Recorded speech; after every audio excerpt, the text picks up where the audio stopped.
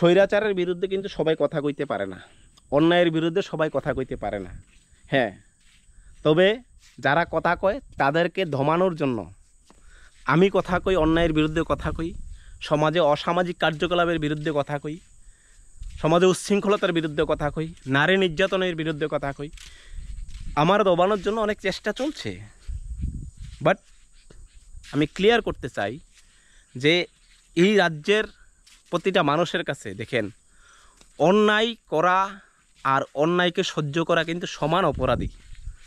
আমাদের ছোটো থাকতে আমরা শিক্ষাগুরু আমাদেরকে শিক্ষা দিছে যে অন্যায় চুরি করা আর চোরের সাথে সঙ্গবদ্ধ হওয়া বা চোরের সাথে তাল মিলিয়ে চলা কিন্তু চোরের সমানেই পাপ বা দোষ, সব যাই কিছু বলেন, সেদিকে লক্ষ্য করেন। এই সমাজ আপনাকে সঠিকভাবে বাঁচতে দিত না, এই সমাজ আপনাকে সুষ্ঠুভাবে বাঁচতে দিত না। অন্যায়ের প্রতিবাদ করেন।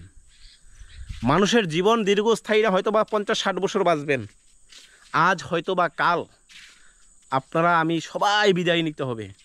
তবে নিজের কাছে প্রশ্ন করেন যে আপনি অন্যায়ের সাথে, অসামাজিক সাথে নিজেকে লিপ্ত করে সেটা যে অর্থ উপার্জন করছেন বা যেই লাভের আশায় আছেন, সেটা আপনাকে কতটুকু শান্তি দিছে আপনার আত্মার, কতটুকু আপনার পরিবারকে পজিটিভ বার্তা দিছে, জাস্ট ইমাজিন করেন।